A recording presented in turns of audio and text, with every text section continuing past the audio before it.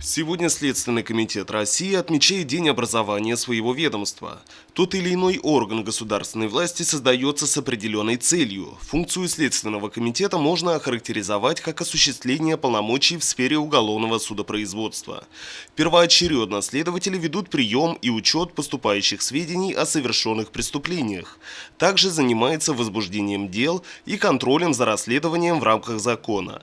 Обнаружение и выявление обстоятельств, провоцирующих совершение уголовно наказуемых поступков, а в дальнейшем и их нейтрализация также состоит в перечне обязанностей Следственного комитета, что вкупе является осуществлением защиты прав и свободы граждан.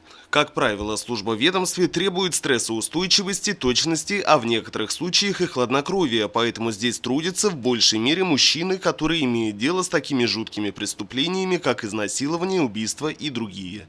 В этот день желаем сотрудникам Следственного комитета поменьше преступлений с кровопролитием, легких расследований и простого человеческого счастья.